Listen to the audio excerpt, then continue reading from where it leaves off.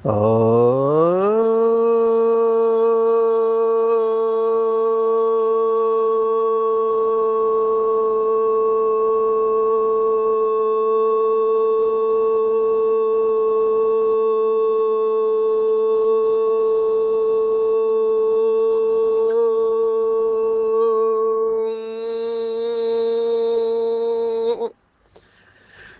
शांति। आज 17 मई 2025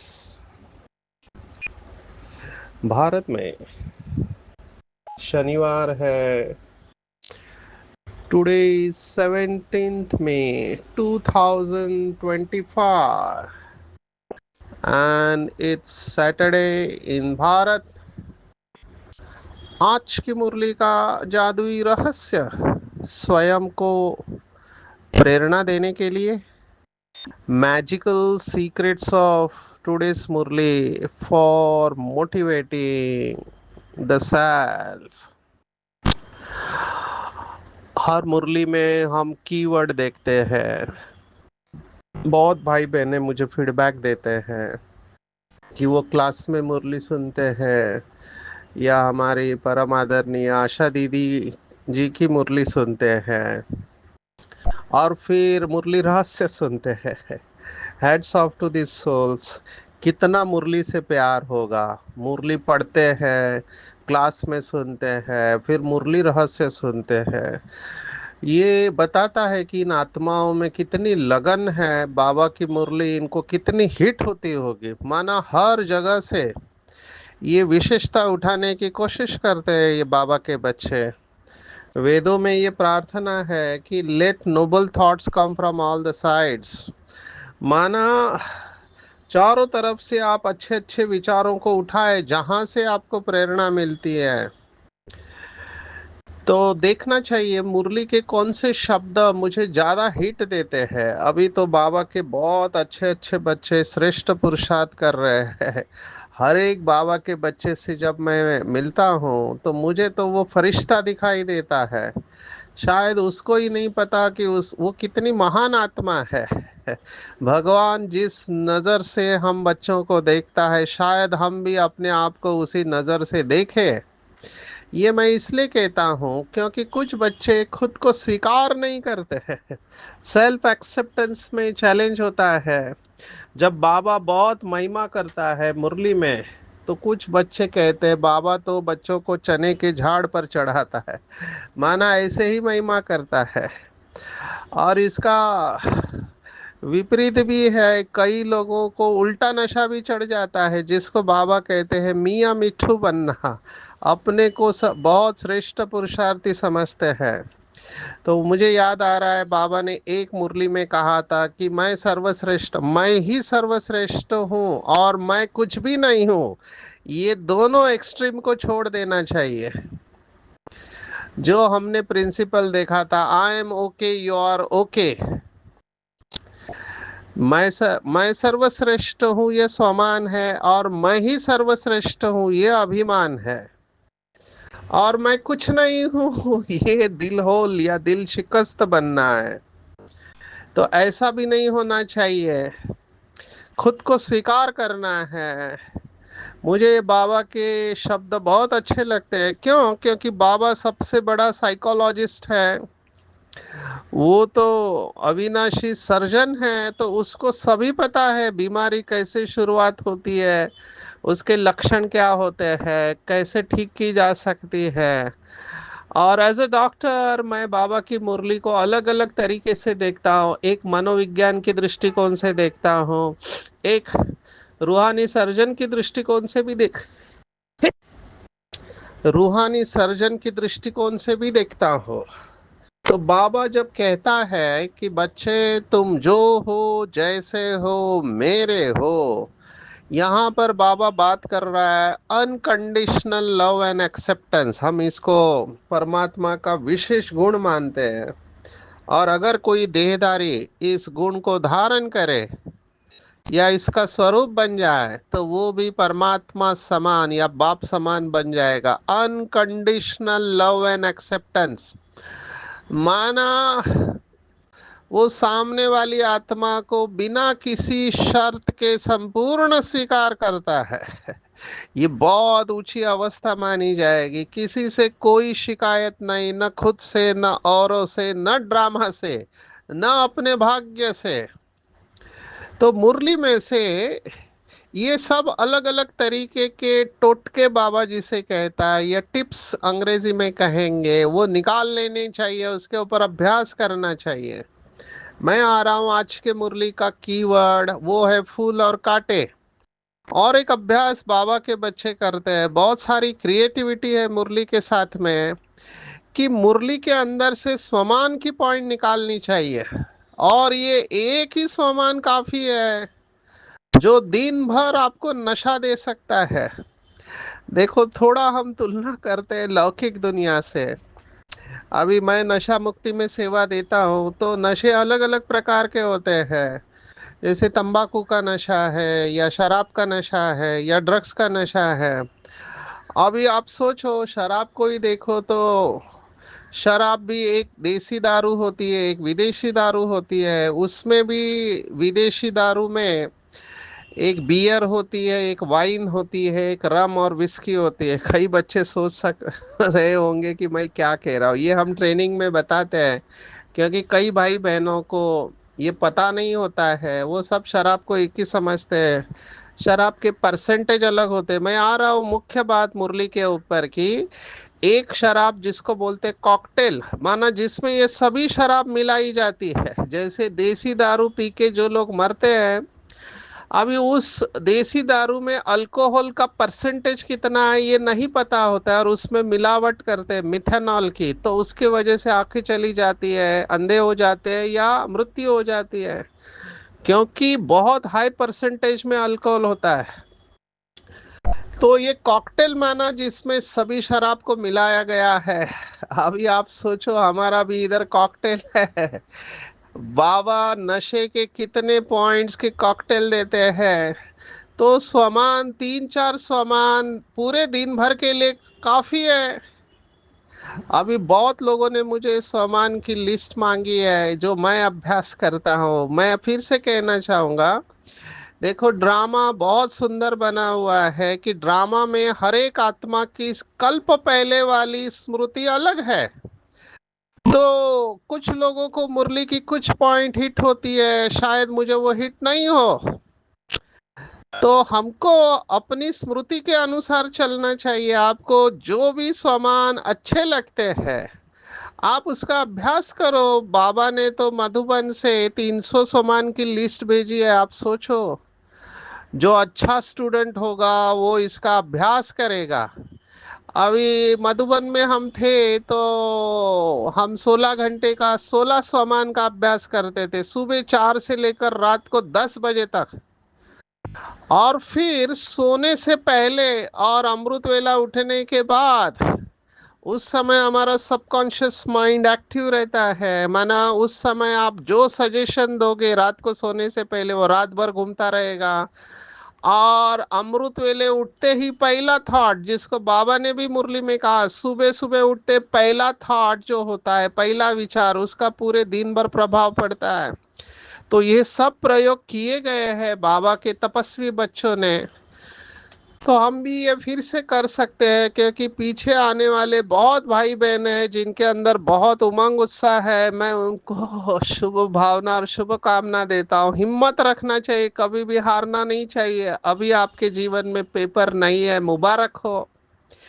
लेकिन जैसे आगे बढ़ेंगे, माया रॉयल होती जाएगी। जो बाबा ने कहा, रुस्तम के साथ रुस्तम होके लड़ेगी। इसलिए मुरली में से स्वमान निकालना एक बहुत अच्छा अभ्यास है। जैसे आज की मुरली पढ़ने के बाद मुझे तुरंत मेरा फेवरेट स्वमान आया, कि मैं आत्मा भगवान के बगीचे का खुशबूदार फूल हूँ। अभी ये विजुअलाइजेशन है, बहुत सुंदर, बहुत सुंदर विजुअलाइजेशन है। इसके ऊपर लिखने वाले बहुत कुछ लिख सकते हैं। विजुअलाइज करो कि शिवलिंग है उसके ऊपर फूल चढ़ाया जाता है। जो बाबा का गीत है, चुन चुन कर जग के काटे, फूलों की माला बनाए, कहाँ कांटा और कहाँ फूल, कहाँ दुख देने वाले संस्कार और कहाँ मास्टर सुखदेव। इतना ट्रांसफॉर्मेशन कैसे हुआ अर्पण करने के बाद? तो भगवान के बगीचे का मैं खुशबूदार फूल हूँ। दूसरे शब्दों में कि भगवान सुख करता दुख हरता है, तो मैं भी मास्टर सुख करता दुख हरता हूँ। तो मर्यादा में रहकर मैं सभी को सुख देने वाली महान आत्मा हूँ। दिन भर इसका अभ्यास करेंगे कि मेरे द्वारा सुख और शांति के प्रकंपन निरंतर प्रवाहित हो रहे हैं। तो ये स्वमान आज की मुरली में से निकाला है। ऐसे आपको जो अच्छा लगता है वो विजुअलाइजेशन माना चित्र अपने बुद्धि में खींचना चाहिए और विजुअलाइज करना चाहिए। मैं जहाँ जाता हूँ, जैसे मैंने हैप्पीनेस के ऊपर एफर्मेशन निकाले हैं, खुशियों के ऊपर, क्योंकि बहुत लोग दुखी हो जाते हैं, खुशी कम होती जाती है, तो मैंने फिर इसके ऊपर एफर्मेशन ऑडियो में ही रिकॉर्ड किए। अगर ये जो एफर्मेशन है खुशी के बारे में रोज कोई सुने, दिन में 3-4 बार भी सुने, तो उनका दृष्टिकोण बदल जाएगा परिस्थिति की तरफ, और वो खुश रहने लगेंगे, मुस्कुराने लगेंगे।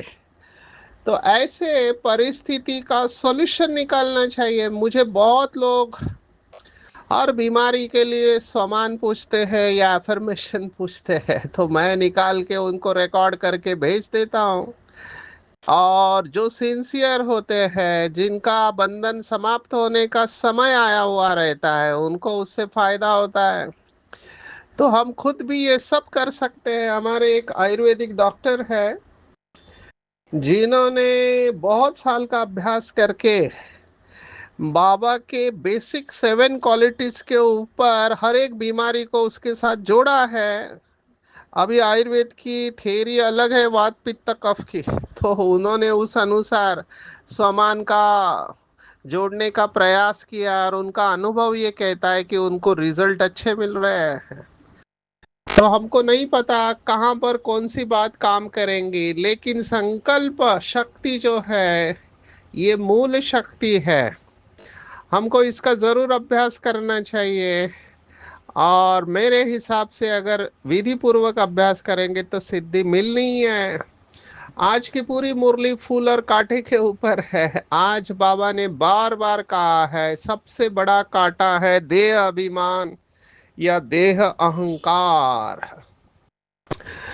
मुझे याद आता है, देखो चित्र कैसे फिट में बैठ जाता है बुद्धि में। ओम शांति भवन में, आप अगर जानते हैं पांडव भवन में ओम शांति भवन हॉल है, तो वहाँ पे बहनों के साइड पीछे की तरफ ये वाक्य लिखा है। मैं शुरुआत में पढ़ा था 25 साल पहले, आज भी मुझे वो याद है। Ego is the root of all suffering. ये जड़ में यही है, अहंकार। पूरा खेल अहंकार के ऊपर ही है। बाबा ने अहंकार के बारे में अलग अलग शब्द इस्तेमाल किए। एक कहा अशुद्ध अहंकार और एक शुद्ध अहंकार।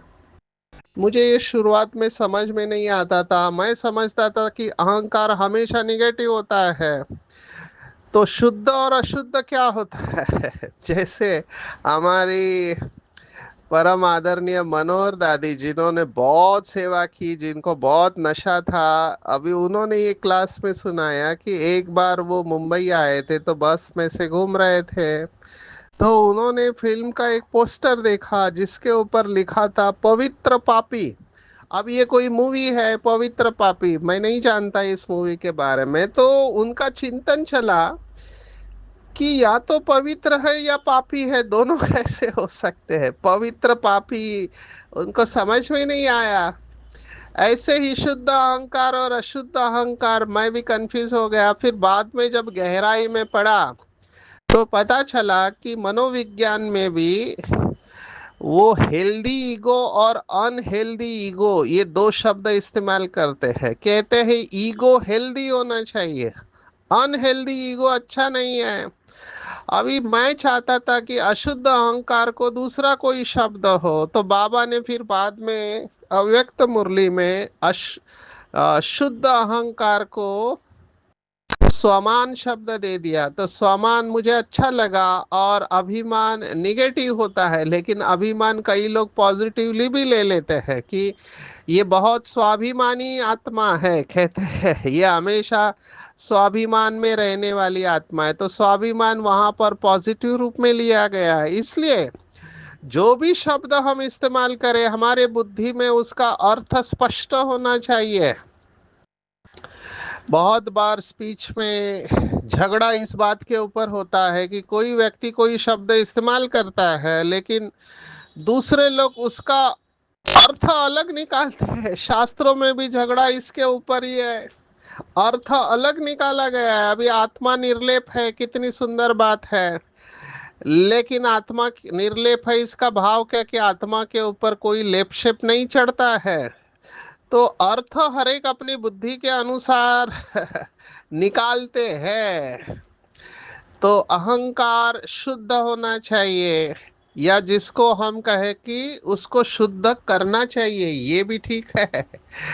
अभी मैं थोड़ा भगवत गीता को कहना चाहूंगा। मेरा फेवरेट श्लोक आज की मुरली में आया हुआ है, वो श्लोक है चौथा अध्याय ज्ञान कर्म संन्यास योग, श्लोक संख्या है 37 verse of the 4th chapter. यथेधासी समिद्ध अग्नि भस्मात् कुरुते अर्जुन, ज्ञानाग्नि ही सर्व कर्माणि भस्मात् कुरुते तथा। तो भगवत गीता कहती है कि ज्ञान की अग्नि सर्व कर्मों को भस्म कर देती है। ये भक्ति मार्ग है। बाबा कहता है नहीं, ज्ञान को आप अग्नि नहीं कह सकते, ज्ञान तो नॉलेज है। बाबा ने योगाग्नि ही सर्व कर्माणि भस्मात् कुरुते तथा ऐसे आज की मुरली में कहा। उसके पहले का श्लोक है 36वां, जो बहुत मोटिवेशनल है। जो लोग निराश हो जाते हैं कि हम तो पापी है, आज ये भी बात मुरली में आई है कि मुझ निर्गुण हारे में कोई गुण नहीं। वो भक्ति मार्ग में एक प्रार्थना गाते हैं, ओम जय जगदीश हरे। अभी उसमें एक लाइन आती है, मैं मूर्ख खल कामी कृपा करो भरता। माना मैं मूर्ख हूँ, खल हूँ, कामी हूँ। मूर्ख भी हो, खलनायक भी हो, कामी भी हो, उनके लिए ये श्लोक है। अपि चेतसि पापेभ्यः सर्वेभ्यः पापकृतम् सर्व ज्ञानम प्लवेनैव वृजिनम संतरिष्यसि। भगवान वाच है, तू अगर पापियों में से भी अधिक पाप करने वाला है तो भी तू ज्ञान रूप नौका द्वारा निसंदेह संपूर्ण पाप समुद्र से भली भांति तर जाएगा। ये कॉन्फिडेंस भगवत गीता देती है। तो कभी भी निराश नहीं होना चाहिए। जो बाबा के बच्चे समझते हैं हमारे तो संस्कार बदल ही नहीं रहे, बहुत समय होगा, बिल्कुल नहीं। निश्चय, आज बाबा ने निश्चय को फिर से अंडरलाइन किया। निश्चय रखना चाहिए कि भगवान ने मुझे चुना है, मैं आदि अनादि पवित्र आत्मा हूँ। भले माया के साथ युद्ध चल रही है, लेकिन बाबा मेरे साथ है तो मैं विजयी निश्चित बनूंगा। निश्चय ने निश्चिंत किया, निश्चित विजय हमारे। बाबा ने आज का अटूट निश्चय चाहिए कि निराकार बाप इस भागीरथ पर विराजमान है और वो हमें इनके द्वारा पढ़ा रहे हैं। बाबा ने आज देखो क्या शब्द इस्तेमाल किया। अगर इतना भी याद रहे, क्या याद रहे, इतना भी याद रहे कि भगवान टीचर बनकर मुझे पढ़ा रहा है और मैं गॉडली स्टूडेंट हूँ, तो भी अहो सौभाग्य। माना ये बहुत भाग्य की बात है कि तीनों ही पार्ट भगवान बढ़ा रहा है और मैं उसका स्टूडेंट हूँ। कितनी नशे की बात है। इवन बाबा ने तो कहा सतयुग के जन्म से भी ये जन्म श्रेष्ठ जन्म है, क्योंकि सतयुग में शिव बाबा नहीं होगा। आज के मुरली में शब्द आया है शिवालय। स्वर्ग को शिवालय कहते हैं। अभी शिवालय में आलय है, आलय माना रहने का घर। तो शिवालय का रियल मीनिंग होता है शिव के रहने का स्थान। लेकिन शिव बाबा तो सतयुग में होता नहीं है। वास्तविकता में देखा जाए तो परम धाम ही शिवालय है, लेकिन फिर शिवालय ये शब्द आया है वेश्यालय की तुलना से, क्योंकि बाबा ने उसी पैराग्राफ में ऊपर कहा आज घर घाट में कितना गंद लगा हुआ है। बाबा ने तो यहाँ तक कहा कि तीर्थ क्षेत्रों पर जाकर भी गंद करते हैं। तो कितना गंद लगा हुआ है, इसको ही कहा जाता है वेश्यालय। सब विष से पैदा होते हैं और मनुष्य को शिवालय का पता ही नहीं है, तो उस हिसाब से स्वर्ग ये शिवालय है। बाबा लगातार पिछले कुछ दिनों से कन्याओं को समझा रहा है। बाबा कितना, क्या कहेंगे, कितना बाबा को अपेक्षाएं है कुमारियों से, क्योंकि बाबा के सभी सेंटर संभालने के निमित्त है। देखो क्या क्या सुना रहा है बाबा। कन्या पति के साथ शादी करती है, समझती है उनसे बहुत सुख मिलता है। अभी देखो भगवान क्या सोच रहा है, दुनिया में लोग क्या सोचते हैं। कन्या पति के साथ शादी करती है, समझती है उनसे बहुत सुख मिलना है, परंतु सुख क्या मिलता है, फट से जाकर अपवित्र बनती है। कुमारी है तो माँ बाप आदि सब माथा टेकते हैं क्योंकि पवित्र है। अपवित्र बनी और सबके आगे माथा टेकना शुरू कर देती। आज सब उनको माथा टेकते, कल खुद माथा टेकने लगती। माना आप सोचो बाबा कितना पवित्रता को इम्पोर्टेंस देता है। बाबा को ऐसी पवित्र आत्माएं चाहिए जो विश्व को परिवर्तन कर सके।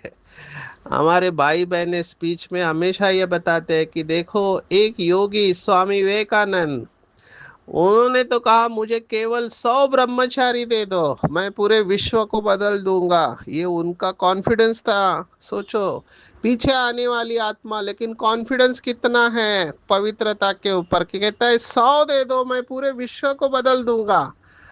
आप सोचो वो जिस गहराई से पवित्रता की बात कर रहे थे, बाबा भी जिस गहराई से कह रहे हैं, मुझे लगता है ये 100 भी तैयार हो जाए संपूर्ण पवित्रता में, जो कि होने वाले हैं। क्योंकि 8 रतन और बाकी ये 100 रतन जब अपने संपूर्ण अवस्था में जाएंगे तो विश्व का परिवर्तन होना ही है। तो इतना इम्पोर्टेंस इस बात की है, और इसके लिए हमको अमृत वेला बहुत पावरफुल करना है। बहुत दिनों के बाद आज वरदान और मुरली दोनों में अमृत वेले के बारे में बात आई हुई है। बाबा ने कुछ दिन पहले कहा था रात को जल्दी सो जाओ, सुबह 2-3 बजे उठ के बाबा को बहुत प्यार से याद करो। आज बाबा ने अमृत वेला को फिर से याद किया है, अंडरलाइन किया है कि बच्चे सवेरे सवेरे सवेरे सवेरे उठकर याद करना चाहिए कि हम अशरीरी आए थे, अशरीरी जाना है। फिर कोई भी देहदारी को हम याद क्यों करें। सवेरे अमृत वेले उठकर अपने से ऐसी ऐसे बातें करनी है। सवेरे को अमृत वेला कहा जाता है। ज्ञान अमृत है ज्ञान सागर के पास।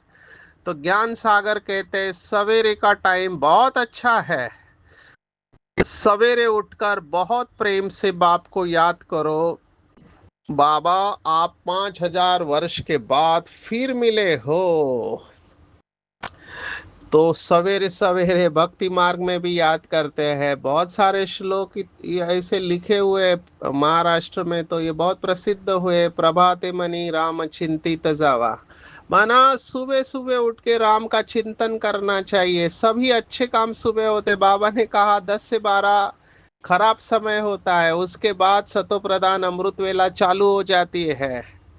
तो बहुत खुशी में रहेंगे, देह का भान नहीं रहेगा, आदत पड़ जाएगी, तो खुशी में बैठे रहेंगे। अभी ये बहुत बाबा के बच्चों का अनुभव है कि वो योग में बैठते ही उन्हें बहुत अच्छा, मैंने ये देखे हुए बाबा के बच्चे। हम तो स्पार्क में चेकिंग भी करते थे, तो वहां पर भी हमको पता चलता था कि एकदम साधारण आत्मा है लेकिन योग में बहुत अच्छी है। तो बाहर से देखकर किसी को जज नहीं करना चाहिए। हम तो रिसर्च वाले हैं, हमने ये सब देखा है। जो क्लासेस करने वाले हैं उनकी अवस्था चेक की, और जिनको कोई नहीं जानता, सेवादारी है, उनकी भी अवस्था ईईजी के ऊपर चेक किया, दोनों की अवस्था सेम दिखाई दी। तब मुझे बाबा की बात याद आई कि जो दुनिया की नजरों में है वो बाप की नजरों में नहीं है, और जो बाप की नजरों में है वो दुनिया की नजरों में नहीं है। कितनी नशे की बात है, स्पेशली पीछे आने वालों के लिए। क्योंकि आज की मुरली में पीछे आने वालों को भी बाबा ने याद किया है कि पीछे आकर भी आप लास्ट समय में फास्ट जाकर नंबर ले सकते हैं। सिर्फ योग की चिता, माना योग अग्नि प्रज्वलित करना चाहिए, बहुत दृढ़ रहना चाहिए, डरना नहीं है।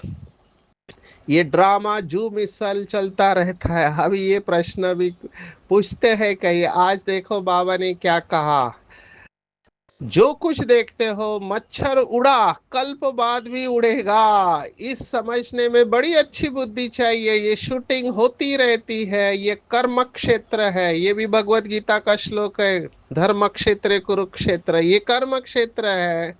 यहाँ परम धाम से आए हैं पाठ बजाने। इस पढ़ाई में कोई तो बहुत होशियार हो जाते हैं, कोई अभी पढ़ रहे हैं, कोई पढ़ते पढ़ते पुराने से भी तीखे हो जाते हैं, और ऐसे बच्चे मैं अभी देख रहा हूँ पुरानों से भी तीखे जा रहे हैं, कर्म बंधन काट कर योग में नंबर ले रहे हैं। इनको हिम्मत रखना चाहिए, हिम्मत रख के नंबर लेना चाहिए। बहुत सारी बातें मुझे याद आ रही है, मैं सोच रहा हूँ कौन सी बात आपको बताऊं। बाबा ने कहा कि अच्छे अच्छे बच्चे, जैसे ये ट्रांस की बात आ जाई है, मीरा ध्यान में खेलती थी पर उनको ज्ञान नहीं था। मीरा कोई वैकुंठ में गई नहीं, अब ये चिंतन की बात है। इस ब्राह्मण कुल की होगी तो यहाँ ही ज्ञान लेती होगी, तो बाबा ओपन रख रहा है, शायद मेरा ज्ञान में आ सकती है, हमको नहीं पता। ऐसे नहीं डांस किया तो वैकुंठ चली गई, ऐसे तो बहुत डांस करते थे, ध्यान में जाकर देख कर आते थे, फिर जाकर विकारी बने। तो बाप को छोड़ा गोया गटर में। आश्चर्यवत बाबा का बनंती सुनंती सुनावंती और भागंती ही, बाबा का संस्कृत बहुत सिंपल है। तो बेसिक बातें है, दृष्टि को बहुत शुद्ध पवित्र बनाना है, क्योंकि फूलों का बगीचा पोता मेल की बात भी फिर से आई है, रोज चेक करना है, धर्म भ्रष्ट कर्म भ्रष्ट तो नहीं हुए हैं, ये भी शास्त्रों के शब्द है। आज भगवत गीता के 15वें अध्याय का पहला श्लोक है, ऊर्ध्व मूलम अधशाकम अश्वत्थम प्राउरव्ययम। माना कल्प वृक्ष उल्टा है और मैं इसका बीज हूँ, ये आज की मुरली में बाबा ने बताया है। तो ये 15वां श्लोक है, पुरानी सड़ी हुई खाल है जो हमको छोड़ना है। आते हैं वरदान के ऊपर, बहुत सुंदर वरदान, झोली खोल दो। पावरफुल स्थिति द्वारा मनसा सेवा का सर्टिफिकेट प्राप्त करने वाले स्व अभ्यासी, फिर से अमृत वेला याद के स्व अभ्यास द्वारा पावरफुल वायुमंडल बनाना है, तभी मनसा सेवा का सर्टिफिकेट प्राप्त होगा। लास्ट में हमारे पास समय नहीं होगा, क्यों लगी होगी, बाबा ने कहा जैसे मधुबन में क्यों लगेगी, वैसे तपस्वी आत्माओं के आगे भी क्यों लगेगी, नजर से निहाल करने की। तो अपनी वृत्ति द्वारा उनकी वृत्तियों को बदलने की सेवा करने, बहुत पावरफुल अभ्यास है। अपनी श्रेष्ठ स्मृति से सबको समर्थ बनाना है।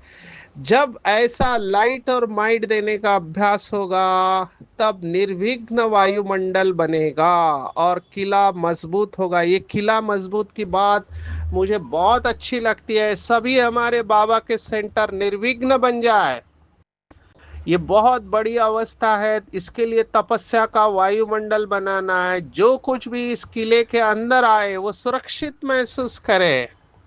ये तभी होगा जब बाबा के समझदार बच्चे मन वचन कर्म तीनों सेवा साथ साथ करेंगे।